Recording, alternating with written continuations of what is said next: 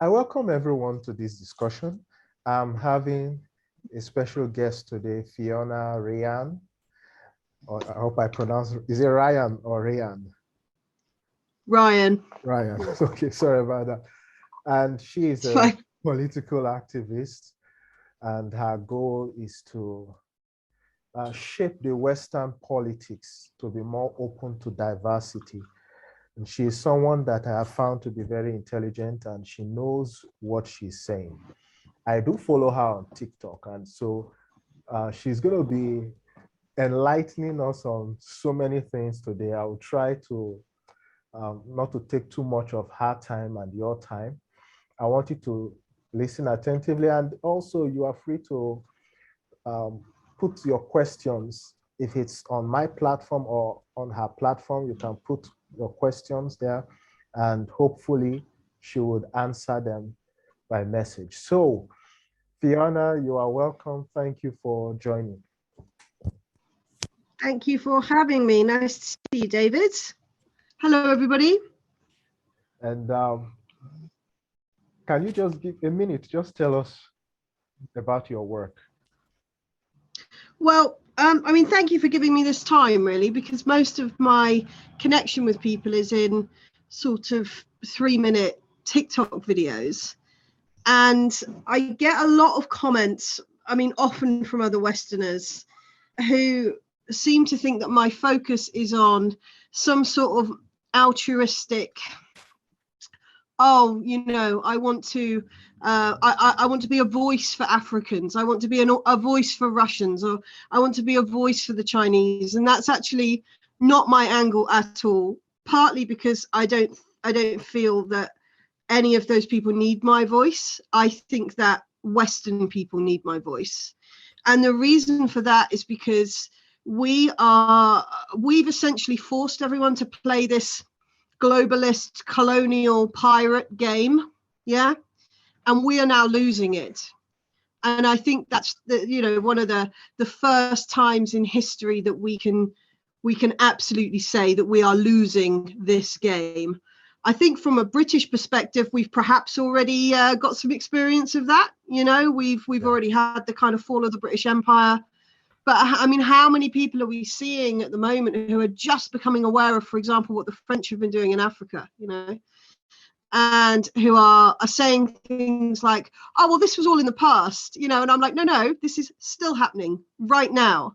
And now with the formation of the African Union, with the formation of BRICS, these countries, which whether we like it or not, have more resources, more potential, more people than us, are forming together, and we will be left behind. So although I do get a lot of, and I think it's very convenient for Westerners to kind of go, oh, she's just another one of them do-gooders, Actually, my focus is far more selfish than that. I want my children to live in a world where we are part of, and that we're not part of for being colonialist or being, in control, which we're just a part of because we're also human beings. Yeah. And for those of you joining in, we are discussing eugenics, we're discussing France, we're discussing Europe and Africa relations, and the dumbing down of society. Now, there's this crazy politician we had at a time in Nigeria who said while campaigning, if a lady is being raped and she feels she can't get away, she should just sit back and enjoy it. And so that was a very silly statement he made to convince people to just let go of whatever is going on in society. But we are to resist. We are to resist evil. The Bible says, resist the devil. First says, submit yourself to God, resist the devil, and he will flee. So how if you feel the devil is so scary, the devil is actually more scared of you. We are more than them. And that is why they need divide and conquer. And from my own observation of history, there has been a minority that are bent on controlling and destroying humanity. And they can't do it except by the complicity of the very people they are trying to destroy. So they employ divide and conquer. They employ the use of propaganda.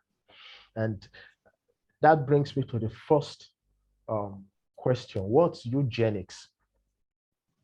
Well, interestingly, eugenics and propaganda have a very rich and combined history, because propaganda was a book written by Freud's nephew, and Freud was the tutor of both Hitler and Stalin. So sounds like a joke, doesn't it?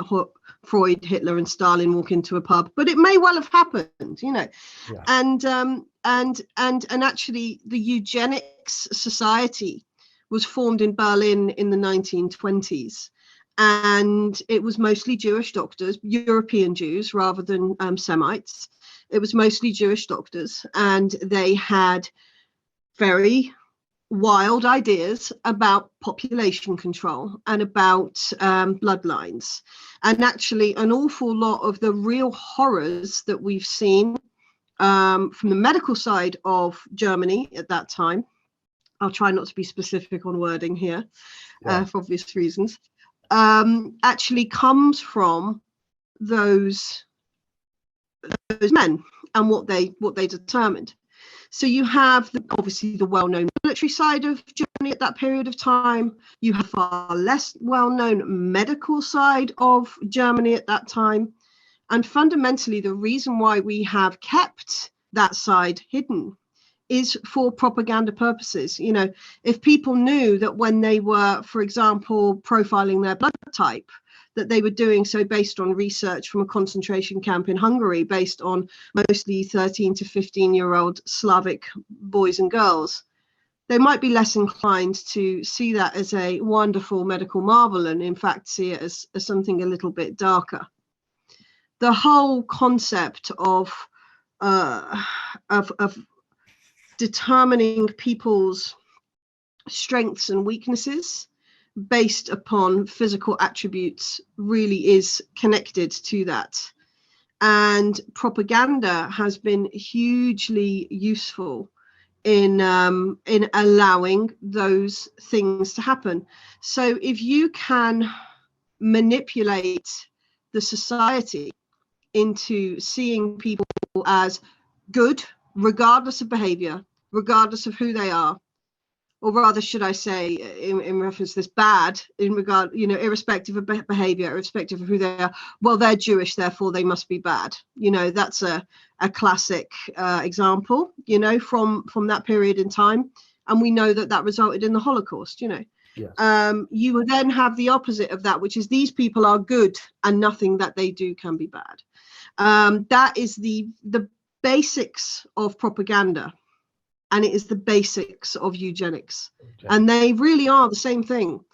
And I think a lot of people don't fully understand that these concepts that that are given to us as separate are in fact very much what I would say 20th century European ideology. Yeah. And just for those who may quickly try to drown the wisdom she's dishing out by saying she's anti-Semitic. Moses, the one who wrote the Torah, is recorded in the Torah as marrying two women. One was an Arabi, as it is said in the Middle East. Her name was Zipporah. The second woman Moses married was a Black African, an Ethiopian woman. So in Exodus chapter 2, verse 21 to 22, we see the record of Zipporah, the Midianite, so an Arab. And in the book of Numbers, chapter 12, we see Moses got married to an Ethiopian. And when his sister and brother spoke against him in private, God judged them. Miriam, his sister, was judged with leprosy. And before something got to Aaron, his brother, both of them, had to beg Moses to pray for them. So you see that God, Almighty God, hates eugenics, hates racism, and the typical Jew isn't racist because Moses, we can see, married two women, neither of which was from his own tribe or race. So Fiona is right on point. And let me just say, these races we know we all have things in common. We're really not different. We just have different skin tones and some minor feature differences because of the environment we are in. And so we are all human. I would actually disagree with that. Okay, enlighten me. I would disagree with that on the basis that I feel like racism and xenophobia, both as concepts, have been hugely misrepresented in the hearts and the minds of most people. So I am quite able to say that as a white human being, I probably have different attributes to a woman who is black, you know. For example, women who are black tend to have very, very wide hips, even wider than white women. Therefore, they are much more capable at giving birth without medical support than white women. Now, this is that to me, that's the most powerful thing you can have. It really is. That's the strongest human attribute that is possible to gift life to the world. Now, I'm reminded of a conversation I literally just had last night with a friend of mine. Actually, we were talking. She's Chinese, British, and we were talking about this concept of all Asian people looking the same. You know, that old trope. And actually, if you look into it, every race sees other races as the same. So they see similarities in other races and they see differences in their own. And when they've picked this apart, they find that, black people see facial shapes as like huge definers of what makes people look different. Whereas white people are more drawn to the color of eyes or the color of hair, for example. And, I said to her, white people might say Asian people all look the same, but at least they don't all think the same like white people, because we do. There is this real lack of kind of critical thought. But what we end up with is we end up with this weaponizing of what I would call tribalism. I think it's very, very natural to want to exist within your tribe, to want to enjoy seeing people like you, and like Genoa said to me, when her little girl, she's married to a white British man, when her little girls see a mixed race Asian family on the TV, they're ecstatic because it's somebody that looks like them, and they love that. And that's why it's so important that we're aware of our kind of cultural historical backgrounds and also the differences that are in those.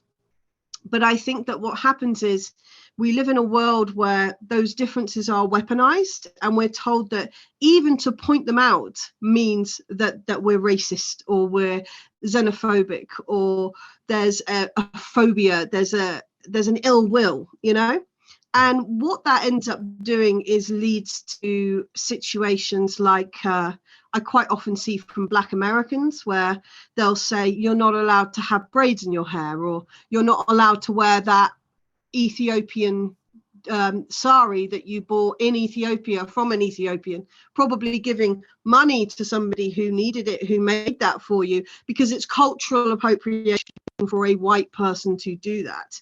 Now, when I traveled around the world, I quite happily purchased things from all sorts of different people, which I wore gladly and I still wear, to turn it on its head. So it's not even just society, but it's actually Black people who are saying no, you mustn't appreciate any culture that's not your own, it actually removes massive amounts of ability for us to understand each other, you know. Yes. And it's because we're not able to appreciate our own tribalism, you know. Yes, this is my home. I live in England. I am mostly surrounded by white people. That's not uncomfortable for me at all, because I am white.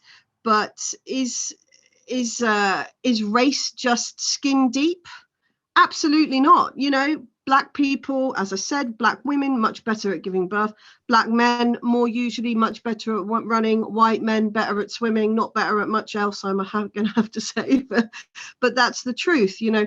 And I think that in not allowing the common person to actually talk about and discuss those differences as if it's actually normal to feel them and experience them and have a sense of, this is who I am, this is my tribe, and that's okay. I think that's what actually leads to racism rather than the opposite. I don't know how you might feel very differently about that, but that's how I see it. I believe we are saying the same thing, but I want to explain where I was coming from. Being a minister of the gospel, I see things from that spiritual angle, and man is a spirit that has a soul living in a body. Right. So when I said we are the same inside, I was coming from that angle that we are all spirits brought forth by God's word, and we have our personalities, our soul, and we live in our body. Our bodies are different in abilities, and so I think we are saying the same thing. Now, if we are to go from here, why do you think that there is this push to have a clash of races? Well, I think you've already said it. It's about divide and rule, isn't it? Because, you know, look at what's happening. Look at what's happening in France. I mean, I've had a bit of a tough week anyway for personal reasons, but I've been absolutely horrified with how quickly people have rushed to this mindset that the reason that there's issues in France is because it's black people, or because those black people may or may not be Muslims. And the reason for that is twofold. One, I think it shows a real underlying, real negative view of black Muslims, which I think is absolutely disgraceful. I don't think there's any reason for that. But also because it avoids the point, doesn't it? It's a very, very convenient step for the riots in France, which, let's face it, have been going on for months. They didn't start with the death of an Algerian boy. They started months ago in Paris. Paris was on fire for like 3 months, with mostly white people protesting, and they said that that was about pension reform. Well, actually, no, it wasn't. It was about the cost of living. It was about how pushed people in France are. And if you look at the inflation in France, there's a graph that shows the cost of food and the cost of and the amount of food people are buying, and they're polar opposites. People are actually being priced out of eating food in France because energy prices are so high, because, you know, and yet when their politician, the person who's supposed to lead them, which is Macron, to add insult to injury, stands up, all he talks about is a war in Ukraine. You know, he talks about giving more money to another country, whatever country they might be, that's going to upset people. And so that all happened, and I will often watch half an hour of the mainstream media just to see what I'm dealing with. Yeah. You know, it's not mentioned. It's brushed over. Oh, it's the French rioting again. You know how they like that kind of thing. And then all of a sudden, a black teenager's killed, and there's all of these stories about police brutality. And that is absolute. There's the angle. There's the angle where the mainstream media can take this so they can avoid what the real problem is. Yeah. And if we look at what the real problem is the cost of living in Europe. It is the authoritarianism in Europe. It's the fact that it doesn't matter what Macron does. Macron doesn't control France. The EU controls France. He just manages France terribly, but that's all he does. And actually, if you then go, say I'm a, French national, white French national, and you're a French national who's black, and I'm going, I'm angry about the cost of living crisis, and you're saying I'm angry about police brutality. Well, fundamentally, if we look at what the real core of the issue is, they're both the same: mismanagement. Yeah, a complete lack of cohesion between the government and the people. And if you then go further back and you say, well, hang on a minute, France owns 14 African countries' currency. Why on earth? People in France, by that logic, the people of France should be living in gold encrusted houses. There should be no crisis. This is a country that's not only fueled by the workforce of its own people, it's also fueled by the workforce of 14 other countries. Not for one moment suggesting that that's fair or correct. I think quite the opposite. Yeah. But from a purely, a purely kind of non-critical perspective, France should be incredibly rich. No? Uh-huh. Do you know what I mean? Yes. You see, many people don't know this. Governments are actually just the mascots of corporate entities and super wealthy families. They use the governments to fulfill their programs, their plans. And so these people you think are the most powerful people in the world are just pawns in the chess game. Now they are moving, or let me put it this way, the cheapest prison to run is the prison that the prisoners are their own prison guards. If you can convince the prisoners to become prison guards to themselves, all you need to do is sit back and enjoy the show. And so race is being weaponized. Oh, yeah. The various races fighting each other, and not to see what is really going on. The theft of their resources and the economic crisis resulting from it. Let me give this look at history.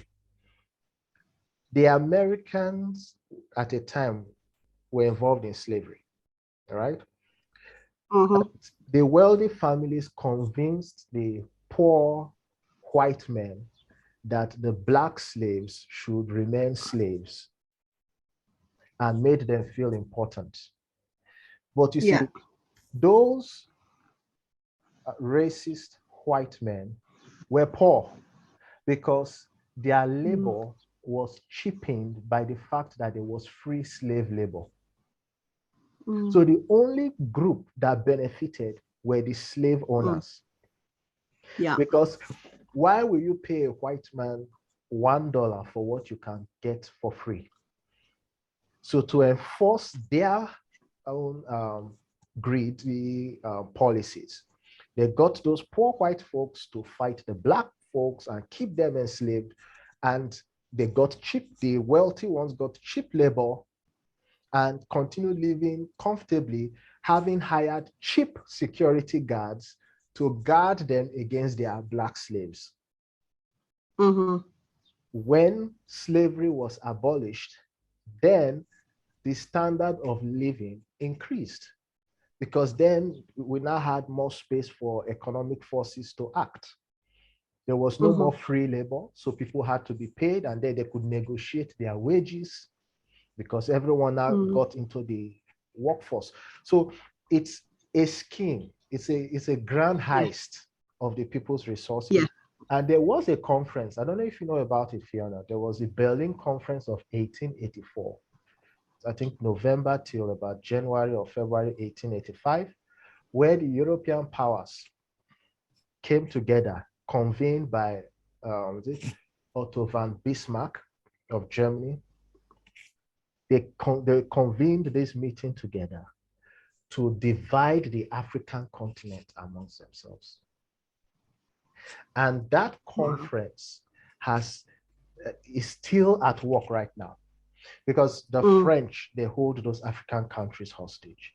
The British hold the English-speaking African countries hostage, because though they may not demand 80% of their foreign reserves in their banks, but there are some policies that they determine, all right?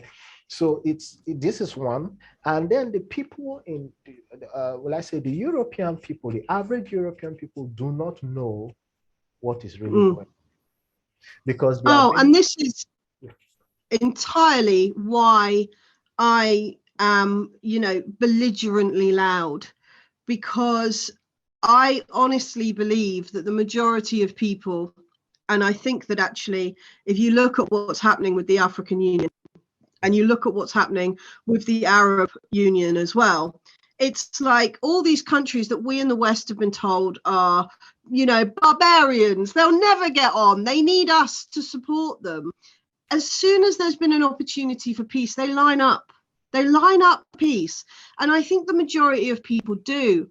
But I suppose when I look at European history, which is a massive interest of mine, it's what my degree was in, I did a geopolitical degree a few years ago and focused very much on this period of time.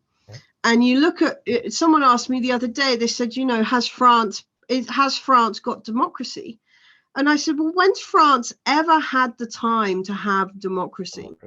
There was there was a Chinese foreign minister was asked in a visit to France a few months ago.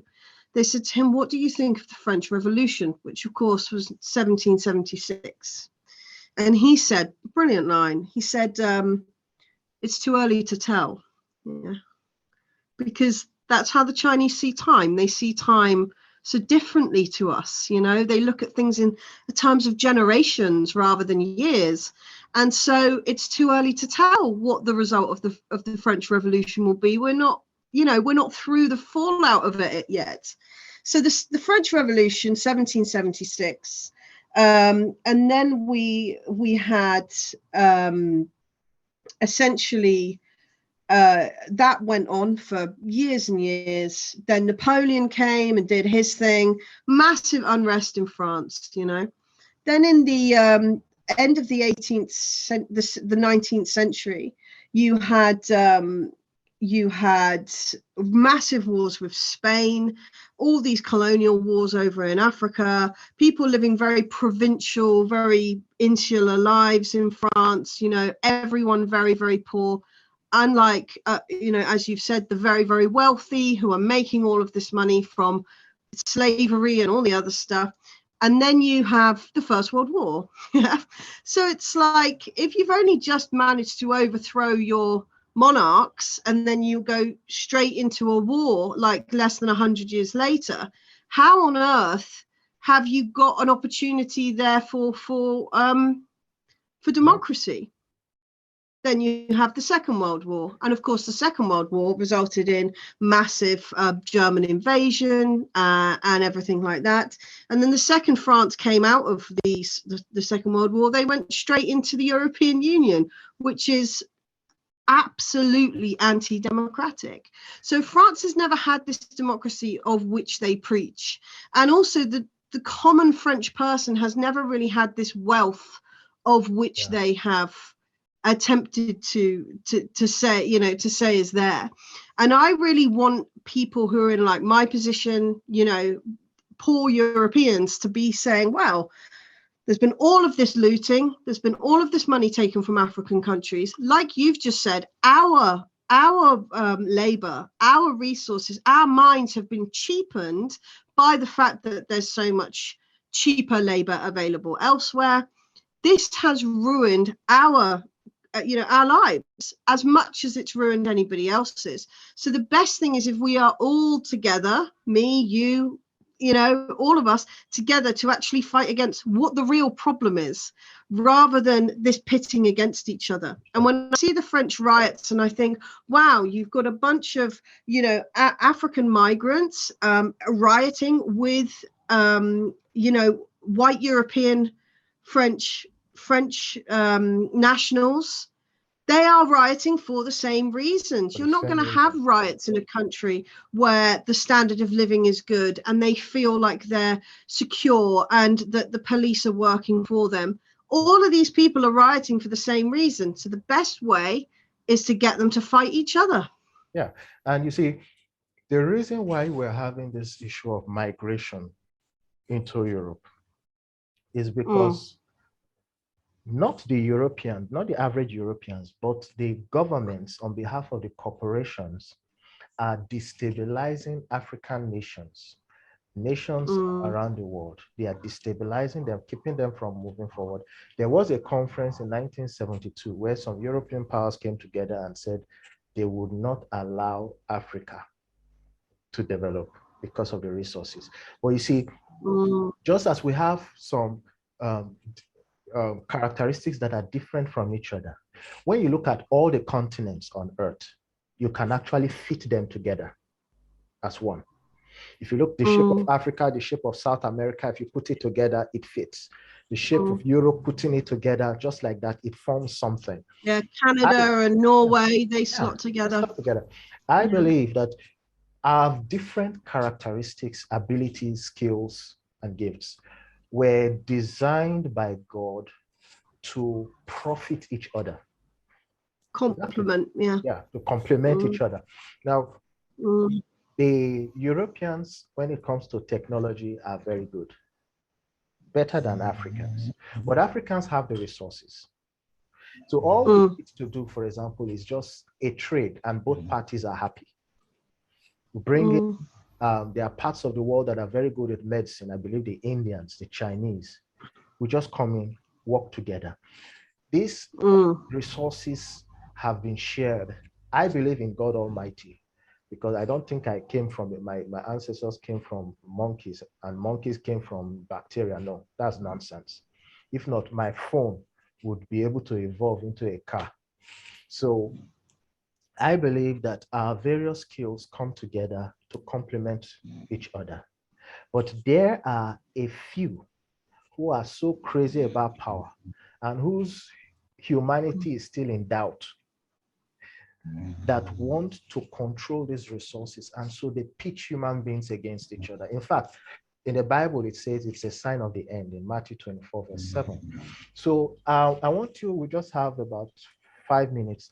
I want you to speak about how we can reverse the dumbing down of society. Our education system, our media has been teaching us to just listen to government, listen to professional bodies, don't use your head, just go to school, get a job, get your pension and die.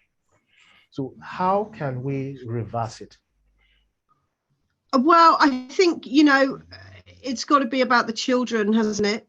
You know, my children are very much taught from a young age to you know, to think for themselves.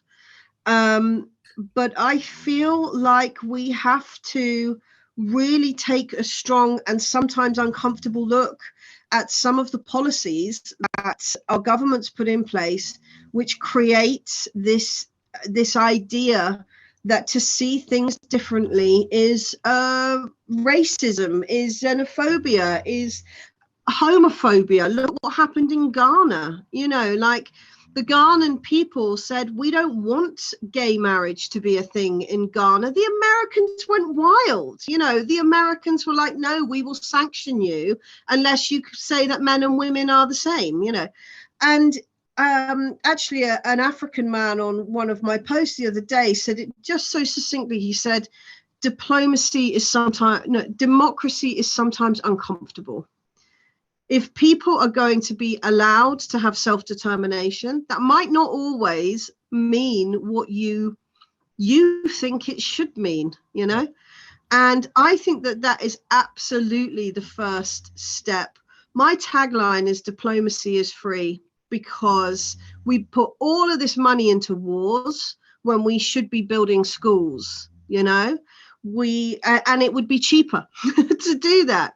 Yeah. It would be so much cheaper if everyone sat down and had a chat. Let's look at the Ukraine war. What's Putin actually asking for? Demilitarization and denazification of Ukraine. Well, to be honest, that's not that. Is it worth 400,000 men's lives for that to happen anyway?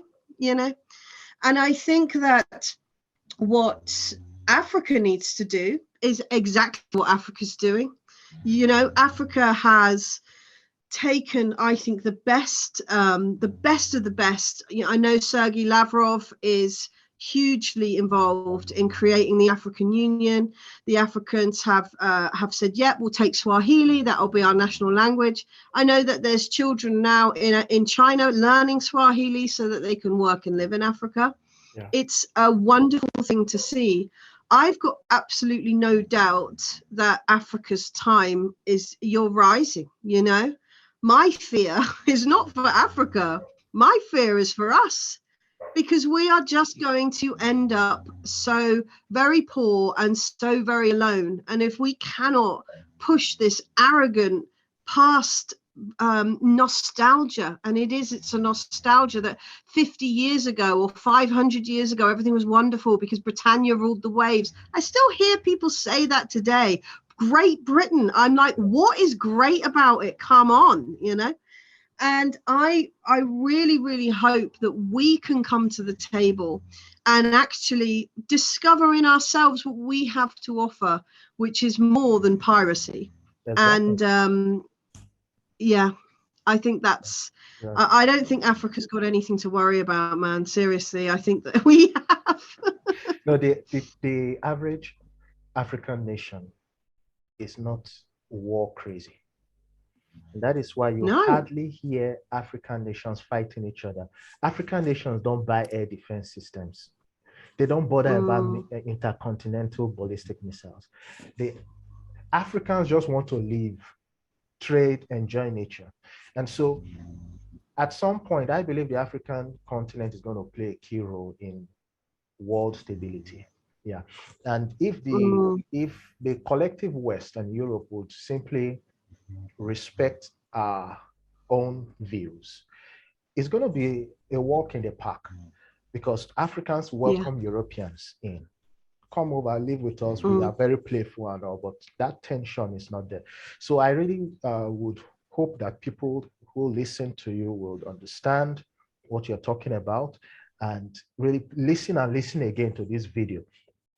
And for those of you hearing me, because we have less than a minute, you can find Fiona on TikTok and YouTube. She's not much on Facebook, but go to TikTok. You see lots of good stuff there, because we don't want to keep you beyond your own convenient time. That's why the video is not so long. But I really would recommend that you listen to her on TikTok and YouTube.